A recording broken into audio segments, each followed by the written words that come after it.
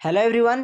तो आज वीडियो आम स्टोन एज माने प्रस्तर जुग विषय डिटेल डिस्कसन करवा जहाँकि आपण मानू समस्त competitive exam CT exam BEd exam किंबा ओटीईटी एग्जाम हेल्प करिवो। तो काल विलंब न करी चलो आम डिस्कसन करवा। तो आम स्टोन एज विषय डिस्कसन करने पूर्व आम कि बेसिक कॉन्सेप्ट जानिबा जेमिति हिस्ट्री माने इतिहास क्या कहुए, हिस्ट्री को आम केते भाग में विभक्त करूँ, यही सब जिनस विषय आगे आम जानिबा तापर आम स्टोन एज विषय डिटेल डिस्कसन करवा। तो प्रथम आम देखा जे आमर हिस्ट्री माने इतिहास कौन। तो आमर जो अतीत माने पास्ट रही से विषय जानवा को आमर इतिहास कहुए। स्टडी ऑफ पास्ट आमर जो अतीत माने पास्ट रही से विषय अध्ययन करने को जानवा को आमर इतिहास कहुए। आमर जो इतिहास रही से इतिहास जनक हेरोडोटस को कहुए। क्या कहुए? हेरोडोटस। तेणु हेरोडोटस होउछन्ति आमर फादर ऑफ हिस्ट्री। एटा बहुत इंपोर्टेंट परीक्षा रे क्वेश्चन आसे जे आमर फादर ऑफ हिस्ट्री क्या कहुए? हेरोडोटस को कहुए। आ तुमने जो पिक्चर देखुच ये होउछन्ति आमर हेरोडोटस। किए? हेरोडोटस। तेबे इतिहास क्या कहुए ना आमर अतीत विषय जानवा को आमर इतिहास कहुए। इतिहास जनक क्या कहुए ना आमर हेरोडोटस को कहुए। बुझीगला। तापर आम देखा जे आमर इतिहास को माने हिस्ट्री को केते भाग में विभक्त कराई। तो आमर जो इतिहास माने हिस्ट्री रही से हिस्ट्री को समय अनुसार तीन भाग में विभक्त कराई। गोटे है आमर प्री हिस्ट्री जहाँ को ओडिया आमर प्राक ऐतिहासिक जुग कहुए। आ गोटे है आमर प्रोटो हिस्ट्री जहाँ को ओडिया आमर आदि ऐतिहासिक जुग कहुए। आ गोटे है आमर हिस्ट्री जहाँ को आमर ऐतिहासिक जुग कहुए। तेबे समय अनुसार आमर इतिहास को केते भाग में विभक्त कराई ना आमर तीन भाग में विभक्त कराई। गोटे है आमर प्री हिस्ट्री आ गोटे है आमर प्रोटो हिस्ट्री आ गोटे है आमर खाली हिस्ट्री। बुझीगला। तो प्रथम आम देखा जे आमर प्री हिस्ट्री माने प्राक ऐतिहासिक जुग कौन। तो आमर जो जुगर कौन सी रिटेन एविडेंस माने लिखित लिपि नहीं से जुग को आमर प्री हिस्ट्री माने प्राक ऐतिहासिक जुग कहुए। यह आमर बहुत पुरातन काल। यही जुगर लोक मैंने आमर लेखापढ़ा जानी तेणु यही जुगर आमर कौन सी रिटेन एविडेंस नहीं। यही जुगर केवल आमर हिस्टोरिकल एविडेंस मिली माने यही जुगर लोक मानकर माटी पात्र अलंकार हाथ हथियार आमर प्रत्नतात्विक खनन द्वारा मिली। तो आमर प्री हिस्ट्री क्या कहुए ना जो जुगर आमर रिटेन एविडेंस नहीं ताको आमर प्री हिस्ट्री कहुए। बुझीगला। देन आसिला आमर प्रोटो हिस्ट्री जहाँ को ओडिया आमर आदि ऐतिहासिक जुग कहुए। आदि ऐतिहासिक जुग कौन ना यही जुगर आमर रिटेन एविडेंस माने लिखित लिपि रही किंतु यही लिपि गुड़ाक आम बुझीपारुने। यही जुगर लोक मैंने कौन लिखिं यही जिनसा आम बुझीपारुने। जमीती गोटे छोट पिला लिखिले आम बुझीपारे ना सेमिति यही जुगर लोक मैंने कौन लिखिं यही सब जिनस को आम बुझीपारुने। तेबे प्रोटो हिस्ट्री क्या कहुए ना आमर प्रोटो हिस्ट्री रिटेन एविडेंस रही किंतु से रिटेन एविडेंस को आम बुझीपारुने। बुझीगला। तापर आसिला आमर हिस्ट्री जहाँ को आमर ऐतिहासिक जुग कहुए। यही जुगर जो आमर रिटेन एविडेंस रही से रिटेन एविडेंस को आम बुझीपारू माने से माने कौन लिखिं से सब जिनस को आम बुझीपारू। तो आमर हिस्ट्री माने इतिहास को समय अनुसार केते भाग में विभक्त कराई ना आमर तीन भाग में विभक्त कराई। गोटे है आमर प्री हिस्ट्री आ गोटे है आमर प्रोटो हिस्ट्री आ गोटे है आमर खाली हिस्ट्री। प्री हिस्ट्री क्या कहुए ना जो जुगर आमर रिटेन एविडेंस नहीं ताको आमर प्री हिस्ट्री कहुए। प्रोटो हिस्ट्री क्या कहुए ना जो जुगर आमर रिटेन एविडेंस रही किंतु सेमानकर एविडेंस को माने सेमानकर लेखा को आम बुझीपारुने ताको आमर प्रोटो हिस्ट्री कहुए। सेमिति हिस्ट्री क्या कहुए ना जो जुगर आमर रिटेन एविडेंस रही आ से रिटेन एविडेंस माने से लेखा को आम बुझीपारुछे ताको आमर हिस्ट्री कहुए माने ऐतिहासिक जुग कहुए। सेमिति आमर जो ये प्री हिस्ट्री एज रही से प्री हिस्ट्री एज को आमर दुई भाग में विभक्त कराई। गोटे है आमर स्टोन एज जहाँ को आमर प्रस्तर जुग कहुए आ गोटे है आमर मेटाल एज जहाँ को आमर धातव जुग कहुए। आमर ये स्टोन एज और मेटाल एज कौन सी रिटेन एविडेंस नहीं तेणु स्टोन एज और मेटाल एज आमर प्री हिस्ट्री अंडर आसे। सेमिति आमर जो इंडस वैली सिविलाइजेशन रही माने सिंधु सभ्यता रही ताहा आमर प्रोटो हिस्ट्री अंडर आसे। कहीं ना इंडस वैली सिविलाइजेशन जो रिटेन एविडेंस रही से रिटेन एविडेंस को आम बुझीपारुने सेमानकर लिपि बा लेखा रही किंतु आम ताकू बुझीपारुने तेणु इंडस वैली सिविलाइजेशन आमर प्रोटो हिस्ट्री अंडर आसे। सेमिति आमर जो वैदिक एज माने वैदिक जुग रही आ तार जो परवर्ती पर्याय रही ताहा आमर हिस्ट्री माने ऐतिहासिक जुग अंडर आसे। कहीं ना वैदिक एज आ तार परवर्ती पर्यायर जो सब लेखा रही माने रिटेन एविडेंस रही से सबू को आम बुझीपारू तेणु वैदिक एज आ तार परवर्ती पर्याय आमर हिस्ट्री माने ऐतिहासिक जुग अंडर आसे। बुझीगला। तो आमर प्री हिस्ट्री अंडर कौन आसे ना आमर स्टोन एज और मेटाल एज आमर प्री हिस्ट्री अंडर आसे। सेमिति प्रोटो हिस्ट्री अंडर कौन आसे ना आमर जो इंडस वैली सिविलाइजेशन माने सिंधु सभ्यता रही ताहा आमर प्रोटो हिस्ट्री अंडर आसे। सेमिति हिस्ट्री माने ऐतिहासिक युग अंडर कौन आसे ना आमर जो वैदिक एज माने वैदिक युग रही ताहा आमर हिस्ट्री अंडर आसे। बुझीगला। तापर आमे आमर जो स्टोन एज और मेटाल एज रही ए विषय आम डिटेल डिस्कसन करवा। ता पूर्वर आम ह्यूमन इवोल्यूशन माने मनुष्यर केमिति क्रम विकास होती से विषय आम डिटेल डिस्कसन करवा। कहीं परीक्षार ह्यूमन इवोल्यूशन रु गोटे कि दुईटा क्वेश्चन सियोर आसे। तेणु आगे आम ह्यूमन इवोल्यूशन देखा तापर आम स्टोन एज विषय डिटेल डिस्कसन करवा। तो प्रथम आम देखा ह्यूमन इवोल्यूशन। ह्यूमन इवोल्यूशन मनुष्यर क्रम विकास। तो आमर कह जाए जे पृथ्वी पृष्ठ मनीष जीवन आरंभ 40 लाख वर्ष पूर्वे होता। केते लाख वर्ष पूर्वे 40 लाख वर्ष पूर्वे। सेमिति आम भारत में मनीष जीवन आरंभ 5 लाख वर्ष पूर्वे होता। केते वर्ष पूर्वे 5 लाख वर्ष पूर्वे। यही दुईटा पॉइंट मन रखिबो कहीं परीक्षा आमर डायरेक्ट क्वेश्चन आसे जे आमर पृथ्वी रे मनीष जीवन आरंभ केते वर्ष पूर्वे होता 40 लाख वर्ष पूर्वे होता। सेमिति आम भारत में मनीष जीवन उत्पत्ति केते वर्ष पूर्वे होता ना आमर 5 लाख वर्ष पूर्वे होता। आउ गोटे आमर बहुत इंपोर्टेंट पॉइंट जे सबुठारु प्रथमे मनीषर उत्पत्ति आमर आफ्रिकार होता। कौटी होता आफ्रिकार। यहाँ बहुत इंपोर्टेंट पॉइंट परीक्षा क्वेश्चन आसे जे मनीषर उत्पत्ति प्रथमे केउ जगार होता आफ्रिकार होता। बुझीगला।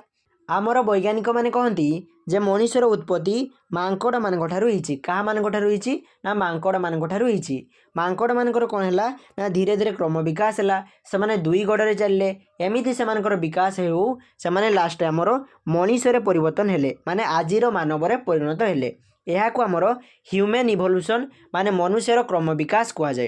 प्रथम बण मनीष बा मांकड़ जी कि आमर 4 गड़े चलुला ताकू आमर ड्रायोपिथेकस कहुला। कौन कहला ड्रायोपिथेकस कहला। तापर कौन है ना जो बण मनीष बा जो मांकड़ माने 4 गड़े चलुले जहाँ आमर ड्रायोपिथेकस कहला से क्रम विकास है आउ से आमर 2 गड़े चलले आउ जो मैंने आमर 2 गड़े चलले से आमर ऑस्ट्रालोपिथेकस कहला। कौन कहला ऑस्ट्रालोपिथेकस। यहाँ बहुत इंपोर्टेंट परीक्षा आमर क्वेश्चन आसे जे प्रथम मानव जो मैंने आमर 2 गड़े चलले से कौन कह जाए ऑस्ट्रालोपिथेकस कह जाए। तापर कौन है ना आमर ऑस्ट्रालोपिथेकस मान डेभलपमेंट मान क्रम विकास है आउ होमो हाबिल्स माने सृष्टि हेले। कौ माने सृष्टि हेले होमो हाबिल्स माने। आउ आमर ये होमो हाबिल्स माने प्रथमे पत्थर निर्मित सरंजाम व्यवहार कले। यहाँ बहुत इंपोर्टेंट परीक्षार क्वेश्चन आसे जो मानव माने प्रथमे पत्थर निर्मित सरंजाम व्यवहार कले से कौन कह जाए होमो हाबिल्स कह जाए। आउ आमर ये होमो हाबिल्स माने पत्थर निर्मित सरंजाम व्यवहार कलापर आमर प्रस्तर युग माने स्टोन एज स्टार्ट है। यहाँ बहुत इंपोर्टेंट जे आमर स्टोन एज मनीष मान कौन कह जाए होमो हाबिल्स कह जाए। बुझीगला। होमो हाबिल्स मान पर आसिले आमर होमो इरेक्टस। कौ माने आसिले होमो इरेक्टस जो माने कि प्रथमे आमर निआर व्यवहार कले। यहाँ बहुत इंपोर्टेंट परीक्षार क्वेश्चन आसे जो मानव माने प्रथमे निआर व्यवहार कले से कौन कह जाए होमो इरेक्टस कह जाए। तापरे होमो इरेक्टस मान डेभलपमेंट माने क्रम विकास है आउ परिशेष होमो सापियंस मान सृष्टि है। आउ आमर ये होमो सापियंस होउचंती आधुनिक मनीष माने आजिर मनीष होउचंती आमर होमो सापियंस। यह होउची आमर ह्यूमन इवोल्यूशन माने मनीषर क्रम विकास। तो प्रथम मनीष जी कि आमर 2 गड़े चलला ताकू कौन कहगला ना आमर ऑस्ट्रेलोपिथेकस कहगला। प्रथम मनीष जी कि आमर पत्थर सरंजाम व्यवहार कला ताकू कौन कहगला ना आमर होमो हाबिल्स कहगला। प्रथम मनीष जी कि आमर निआर व्यवहार कला ताकू कौन कहगला ना आमर होमो इरेक्टस कहगला। आउ आमर आधुनिक मनीष माने आजिर मनीष को कौन कह जाए ना आमर होमो सापियंस कह जाए। यह होउची आमर ह्यूमन इवोल्यूशन। बुझीगला। आउ मु ह्यूमन इवोल्यूशन डिटेल नोट एठारे तुमको दे देछि तुमने या पढ़ी नेब। आउ तुमको मु गोटे एडवाइस देवी तुम्हें जितेबाला वीडियो देखुच से तुम्हें निजे निजर नोट तैयारी कर। बुझीगला। देन आम देखा स्टोन एज जहाँ आमर प्रस्तर युग कह जाए। तो आम स्टोन एज विषय डिस्कसन करने पूर्वर आम कि बेसिक जिनस जाना जहाँकि आमको स्टोन एज बुझे साहाय्य कर। तो चलो आम से बेसिक जिनस को डिस्कसन करवा। तो मु तुमको कही आमर बण मनीष बा मांकड़ मान आमर आदि मानव माने आर्ली मैन उत्पत्ति होती। आउ आमर ये आदि मानव मानकर प्रधान 2टी वृत्ति थिला। गोटे थिला खाद्य संग्रह आ गोटे थिला निजर सुरक्षा। यही दुईटी जिनस थिला आदि मानव मानकर प्रधान वृत्ति। सेमाने खाद्य संग्रह केमिति करुथिले ना सेमानंकु जेतेबेले भोक लागुथिला सेमाने कोन करुथिले ना जीवजंतु को मारुथिले आ तांकर कंचा मांस को खाउथिले। आउ सेमाने गोटे जगार खाद्य बा फलमूल सरी गले सेमाने से जगह को छाड़ी आ गोटे नुआ जगह को चली जाउथिले, माने सेमाने जाजाबर जीवन यापन करुथिले। आउ हमर ए आदि मानव माने वस्त्रर व्यवहार जानि नथिले, सेमाने लंगळा बुलुथिले। आउ हमर ए आदि मानव माने कथा कही शिखि नथिले, सेमाने विभिन्न ठार किंबा संकेत माध्यम रे तांकर मनर भाव को प्रकाश करुथिले। आउ आमर एई जो आदि मानव माने जाजाबर जीवन यापन करुथिले, एई जाजाबर जीवन यापन करिबा तांको पई कष्टकर आ विपदपूर्ण थिला। केमिति विपदपूर्ण थिला? सेमाने जेतेबेले गोटे जगह छाड़ी अन्य जगह को जाउथिले, माने नुआ परिवेश को जाउथिले, सेमानकर सेतेबेले से नुआ परिवेश विषय ज्ञान नथिला। सेमाने कोन करुथिले ना रैंडमली गोटे जगह छाड़ी आउ गोटे जगह को चली जाउथिले, जहा फल रे तांकर से नुआ परिवेश नुआ जगह विषय ज्ञान नथिला। सेठारे को हिंस्र जंतु बास करती सेमानकर विषय रे सेमानकर कोनोसी ज्ञान नथिला, नॉलेज नथिला, जहा फल रे कोन होतिला ना हिंस्र जंतु माने तांको ऊपर आक्रमण करुथिले आउ हमर ए आदि मानव माने मृत्युवरण करुथिले। तेणु सेमाने कोन कले ना ए हिंस्र जंतु मानक ठारू बंचिबा पई सेमाने पत्थर को व्यवहार कले। सेमाने कोन कले ना पत्थर को अस्त्र रूपे व्यवहार कले। तापरे कोन हला ना हमर प्रस्तर युग माने स्टोन एज आरंभ हला। एई जगार हमर स्टोन एज आरंभ हला। आ तो मान को मु कहिछि जे जो मानव माने प्रथमे हमर पत्थर व्यवहार कले सेमान को कोन कहा जाय ना हमर होमो हाबिल्स कहा जाय। बुझी हला? वर्तमान हमें एई स्टोन एज विषय रे डिटेल देखिबा। बुझी हला? तो आमर स्टोन एज को तीन भाग में विभक्त कराई। गोटे है आमर पालियोलिथिक एज जहाँ को आमर ओल्ड स्टोन एज मध्य कहा जाए। आउ गोटे है आमर मेजोलिथिक एज जहाँ को आमर मिडिल स्टोन एज मध्य कहा जाए। आउ गोटे है आमर नियोलिथिक एज जहाँ को आमर न्यू स्टोन एज मध्य कहा जाए। तेबे आमर स्टोन एज को केते भाग में विभक्त कराई ना आमर स्टोन एज को तीन भाग में विभक्त कराई। गोटे है आमर पालियोलिथिक एज आउ गोटे है आमर मेजोलिथिक एज आउ गोटे है आमर नियोलिथिक एज। आउ आमर ए पालियोलिथिक एज रो टाइम पीरियड है 2.5 मिलियन बीसी रु 1000 बीसी। तो मान को मु शॉर्टली बीसी आउ एडी रो माने बुझाई दउछि।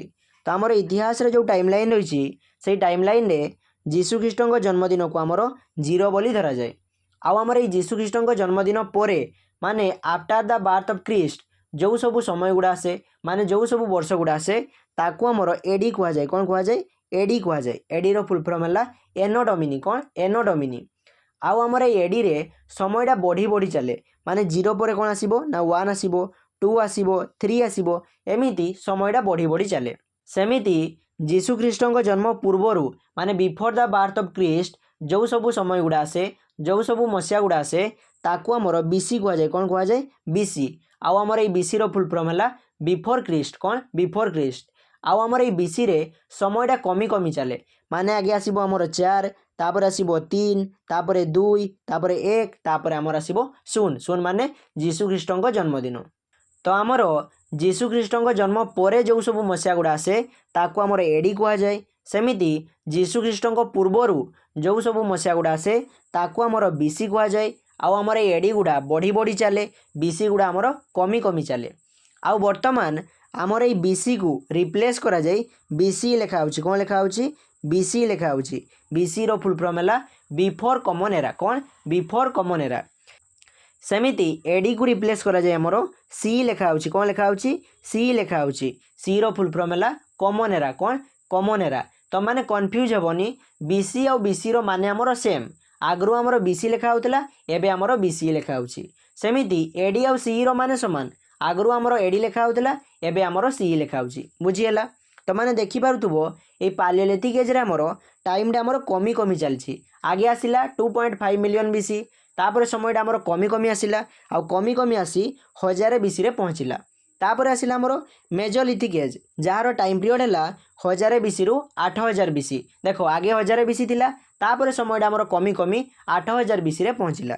तापर आसिला आमर नियोलिथिक एज जार टाइम पीरियड है आमर 8000 बीसी रु 3000 बीसी। एठारे भी तो मान देखि पारुथबो जे आमर समयटा कमी कमी आछि। बुझी हला? तो आमर बीसी रे कोन हुए ना समयटा कमी कमी आसे। एडी रे कोन हुए ना आमर समयटा बढ़ी बढ़ी चले। बुझी हला? तो बर्तमान आम यही स्टोन एज रो तीनोटी स्टेज रही जमीती पालियोलिथिक एज, मेजोलिथिक एज और नियोलिथिक एज, यही सब स्टेज विषय आम डिटेल देखा। तो प्रथम आम देखा पालियोलिथिक एज। आमर ये पालियोलिथिक एज दुईटी वार्ड को नहीं, गोटे है आमर पालियो आ गोटे है आमर लिथिक। लिथिक रो माने है आमर स्टोन आउ पालियो रो माने है आमर ओल्ड। तेणु पालियोलिथिक एज को आमर ओल्ड स्टोन एज कहुए। कौन कहुए? Old stone age. आउ आमर ये पालियोलिथिक एज रो टाइम पीरियड है 2.5 मिलियन बीसी रु 1000 बीसी। बहुत जगह ये टाइम पीरियड अलग दे थाए, तो मैंने कन्फ्यूज हेनी। टिके आमर टाइम पीरियड एपट सेपट हो पारे, किंतु बेसिकली मन रखिब जे आमर पालियोलिथिक एज रो टाइम पीरियड है 2.5 मिलियन बीसी रु 1000 बीसी। आउ आमर जेतेबेले पालियोलिथिक एज स्टार्ट होता सेतेबेले पृथ्वीर क्लाइमेट माने जलवायु आमर शीतल थिला, कोल्ड क्लाइमेट थिला। पृथ्वीर चारिपटे आमर बरफ घेरी होई रहितिला। आउ सेतेबेले आमर आइस एज चलतिला। कौन चलतिला? आइस एज माने तुषार युग चलतिला। एटा बहुत इंपोर्टेंट। परीक्षा रे क्वेश्चन आसे जे आमर पालियोलिथिक एज को एज रे स्टार्ट होतिला? आइस एज रे स्टार्ट होतिला। आउ आमर ये आइस एज को प्लीस्टोसिन पीरियड मध्ये कहा जाय। कौन कहा जाय? प्लीस्टोसिन पीरियड कहा जाय। बुझीला? आउ आमर ये पालियोलिथिक एज रो एविडेंस भारतर सबु जगह रे मिले एक्सेप्ट गंगा नदीर उपकूल रे मिलेनी आउ सिंधु नदीर उपकूल रे मिलेनी। तो आमर गंगा नदीर उपकूल रे आउ सिंधु नदीर उपकूल रे आमर पालियोलिथिक एज रो एविडेंस मिलिनी। तेणु गंगा नदीर उपकूल आउ सिंधु नदीर उपकूल रे आमर पालियोलिथिक एज रो मनुष्य माने बास करुनथिले बोली कहा जाय। बुझीला? आउ आमर ये पालियोलिथिक एज रो मनुष्य माने खाद्य संग्रह करी और शिकार करी निजर जीवन यापन करुथिले। सेमाने कौन करुथिले ना विभिन्न प्रकार जीवजंतु को मारी तांकर कंचा मांस खाउथिले। आउ आमर ये पालियोलिथिक एज रो मनुष्य माने जाजाबर जीवन यापन करुथिले। माने सेमाने गोटे जगह रे खाद्य किंबा शिकार सरीगले सेमाने से जगह को छाड़ी नुआ जगह को चली जाउथिले। आउ आमर ये पालियोलिथिक एज रो मनुष्य माने गुंफारे रहुथिले। कोउठी रहुथिले? गुंफारे रहुथिले किंबा गछर करडरे रहुथिले। आउ आमर ये पालियोलिथिक एज रो मनुष्य माने निजर सुरक्षा पाई पत्थर को सेमाने अस्त्र रूपे व्यवहार कले। पत्थर रु सेमाने विभिन्न प्रकार अस्त्र शस्त्र तैयारी कले। आउ सेमाने जो अस्त्र शस्त्र गुड़ा तैयारी करुथिले सेगुड़ा चिकण सुंदर नथिला चिकण भी नथिला किंबा सुंदर भी देखा जाउ नथिला। आउ आमर ये पालियोलिथिक एज रे तैयारी पत्थरर कुराढ़ी, कांको, बर्छा यही सब आमर पंजाब रो सोन नदी उपत्यकार मिली आउ उत्तर प्रदेश रो बिला नदी उपत्यकार मिली। तेबे पालियोलिथिक एज रे तैयारी पत्थरर कुराढ़ी, कांको आउ बर्छा कौ जगार मिली ना आमर पंजाब रो सोन नदी उपत्यकार मिली, उत्तर प्रदेश रो बिला नदी उपत्यकार मिली। बुझीला? आउ आमर ये पालियोलिथिक एज रो मनुष्य माने पशुर चमड़ा आउ गछर पत्र को पिंधुथिले। कौन पिंधुथिले? ना पशुर चमड़ा आउ गछर पत्र को पिंधुथिले। आउ आमर ये पालियोलिथिक एज रो मनुष्य माने चित्र करुथिले। सेमाने गुंफा आउ पहाड़ रे विभिन्न प्रकार पशु पक्षी बलगा हरिण को शिकार करुथिबार चित्र एमिति विभिन्न प्रकार चित्र को सेमाने करुथिले। आउ एहार प्रमाण आमर मध्य प्रदेश रो भीमबेटका रॉक शेल्टर रु मिली। कौटू मिली? ना आमर मध्य प्रदेश रो भीमबेटका रॉक शेल्टर रु मिली। एटा बहुत इंपोर्टेंट। परीक्षा रे क्वेश्चन आसे जे आमर केव पेंटिंग माने गुंफारे जो चित्र करा जाए ताहार प्रमाण आमर कौटू मिली? मध्य प्रदेश रो भीमबेटका रॉक शेल्टर रु मिली। बुझीला? आउ आमर ये पालियोलिथिक एज रो मनुष्य माने जो शिकार करुथिले आउ सेमाने जो पत्थरर अस्त्र शस्त्र व्यवहार करुथिले तार प्रमाण आमर कर्नाटक रो हुंगी रु मिली। कौटू मिली? कर्नाटक रो हुंगी रु मिली। माने पालियोलिथिक एज रो मनुष्य मानकर हंटिंग एविडेंस आउ स्टोन टूल आमर कर्नाटक रो हुंगी रु मिली। कौटू मिली? कर्नाटक रो हुंगी रु मिली। आउ आमर ये पालियोलिथिक एज रो मनुष्य माने पालियोलिथिक एज रो लास्ट पीरियड रे सेमाने गोटे शक्त पत्थर माने हार्ड रॉक को व्यवहार कले जार ना थिला क्वार्जाइट। कौन? क्वार्जाइट। जेहेतु सेमाने क्वार्जाइट रो व्यवहार कले तेणु पालियोलिथिक एज रो मनुष्य मानकू क्वार्जाइट मैन कहा जाए। कौन कहा जाए? क्वार्जाइट मैन कहा जाए। एटा बहुत इंपोर्टेंट। परीक्षा रे क्वेश्चन आसे जे आमर पालियोलिथिक एज रो मनुष्य मानकू कौन कहा जाए? क्वार्जाइट मैन कहा जाए। बुझीला? यही सब रही आमर पालियोलिथिक एज विषय रे। तो आम पालियोलिथिक एज विषय रे कौन देखिले ना जेतेबेले आम भारत रे पालियोलिथिक एज आरंभ होला सेतेबेले आमर आइस एज माने तुषार युग आमर चलीथिला। आउ आमर एही पालियोलिथिक एज रो प्रमाण भारतर सबु जगार मिले केवल गंगा नदीर उपकूल आउ सिंधु नदीर उपकूल रे आमर एही पालियोलिथिक एज रो एविडेंस मिलेनी। आउ आमर एही पालियोलिथिक एज रो मनुष्य माने जाजाबर जीवन यापन करुथिले। सेमाने परमानेंटली गोटे जगार सेटलमेंट माने बास करू नथिले। सेमाने गोटे जगार खाद्य सरीगले सेमाने से जगह को छाड़ी नुआ जगह को चली जाउथिले। आउ आमर एई पालियोलिथिक एज रो मनुष्य माने गुंफारे रहउथिले। कोउठी रहउथिले? गुंफारे रहउथिले। आउ आमर एई पालियोलिथिक एज रो मनुष्य माने पशुर चमड़ा आउ गछर पत्र को पिंधुथिले। सेमाने गुंफा आउ पहाड़ रे विभिन्न प्रकार चित्र करुथिले, माने केव पेंटिंग करुथिले, जार प्रमाण आमर मध्य प्रदेश रो भीमबेटका रॉक शेल्टर मिलछि। कोउठु मिलछि? मध्य प्रदेश रो भीमबेटका रॉक शेल्टर मिलछि। आउ आमर एई पालियोलिथिक एज रो मनुष्य मानकु आमर क्वारजाइट मैन कहा जाय। कोन कहा जाय? Quartzite man. काहेकि ना सेमाने क्वारजाइट रो व्यवहार करथिले। बुझी हैला? आउ आमर एई पालियोलिथिक एज रो लास्ट बेलकु पृथ्वी रे जो आमर कोल्ड क्लाइमेट माने शीतल जलवायु थिला, सेई शीतल जलवायु आमर चेंज हैला। आउ पृथ्वी रो तापमात्रा आमर धीरे धीरे बढ़िबा को लागिला। जहा फल कौन है ना आमर आइस एज माने तुषार जुगर अवसान घटिला। आउ आम पृथ्वी रे गोटे नुआ जुग सृष्टि है जहाँ को कहगला मेजोलिथिक एज। कौन कहगला? Mesolithic as. तो बर्तमान आम देखा मेजोलिथिक एज। मेजोलिथिक एज तो आमर ये मेजोलिथिक एज दुईटी वार्ड को नहीं गोटे है आमर मेजोस आ गोटे है आमर लिथोस। लिथोस माने है आमर स्टोन आउ मेजोस माने है आमर मिडिल। तेणु मेजोलिथिक एज को आमर मिडिल स्टोनेज कह जाए। कौन कह जाए? मिडिल स्टोनेज कह जाए। आउ आमर ए मेजोलिथिक एज रो टाइम पीरियड है 10,000 BC रु 8,000 BC। कौन? 10,000 BC रु 8,000 BC। आउ आमर ए मेजोलिथिक एज रे पृथ्वी रो क्लाइमेट आमर चेंज है। पृथ्वी रे जो आमर कोल्ड क्लाइमेट माने शीतल जलवायु थिला, से शीतल जलवायु आमर चेंज है। पृथ्वी रो तापमात्रा आमर धीरे धीरे बढ़िला। जहाँ फल कौन है ना पृथ्वी रे जो ग्लेशियर माने बरफ थिला से सब आमर तरळिबा को लागिला। आउ आमर आइस एज माने तुषार जुगर अवसान घटिला। आउ पृथ्वी रे गोटे नुआ एज सृष्टि है जहाँ को कहगला होलोसिन एज। कौन कहगला? Holocene age. तेबे मेजोलिथिक एज आमर कौ एज रे सृष्टि होइतिला ना आमर होलोसिन एज रे सृष्टि होइतिला। बुझी हैला? आउ आमर ए मेजोलिथिक एज रे आदि मानव माने जो अस्त्र शस्त्र व्यवहार करते सही अस्त्र शस्त्र आमर पालियोलिथिक एज रु बहुत डिफरेंट थिला। पालियोलिथिक एज रे कौन होतिला ना आमर आदि मानव माने बड़ बड़ पत्थर को व्यवहार करुथिले। से माने बड़ बड़ पत्थर को अस्त्र रूपे व्यवहार करुथिले। किंतु मेजोलिथिक एज रे आदि मानव माने छोट छोट पत्थर व्यवहार कले जो गुडा कि आमर शार्प थिला माने धारुआ थिला किंतु चिकण नथिला, सुंदर नथिला। केवल से माने छोट पत्थर व्यवहार कले जो गुडा कि आमर धारुआ थिला। आउ आमर मेजोलिथिक एज रे आदि मानव माने जो अस्त्र शस्त्र माने टूल्स व्यवहार कले ताकू आमर माइक्रोलिथ कहउथला। कौन कहउथला? माइक्रोलिथ। माइक्रोलिथ माने पत्थर गुडा आमर स्मॉल थिला, छोट थिला आउ शार्प थिला। मेजोलिथिक एज रे आदि मानव माने बोन्स माने हाडर अस्त्र शस्त्र को व्यवहार करुथिले। तो आमर आदि मानव माने मेजोलिथिक एज रे जो टूल्स माने अस्त्र शस्त्र व्यवहार करुथिले ताकू कौन कह जाए ना आमर माइक्रोलिथ कह जाए। कौन कह जाए? माइक्रोलिथ कह जाए। आउ मेजोलिथिक एज रे आदि मानव माने शिकार करी तथा फलमूल संग्रह करी तांकर जीविका निर्वाह करुथिले। आउ से माने फिशिंग माने माछ धरिबा एई जुगरु आरंभ करथिले। तेबे मेजोलिथिक एज रु आदि मानव माने माछ धरिबा आरंभ करथिले। आउ मेजोलिथिक एज रे आदि मानव माने जाजाबर जीवन यापन नकरी सेमाने नदी कूल रे कुड़िया कले आउ अस्थायी भाव में बसवास कले माने सेमी परमानेंट सेटलमेंट आमर आरंभ है। तेबे आमर सेमी परमानेंट सेटलमेंट कौ एज रु स्टार्ट है ना आमर मेजोलिथिक एज रु स्टार्ट है। बुझीगला? आउ आमर ए मेजोलिथिक एज रे आदि मानव माने निआर व्यवहार कले। एटा बहुत इंपोर्टेंट परीक्षा रे क्वेश्चन आसे जे आमर आदि मानव माने कौ एज रे निआर व्यवहार कले।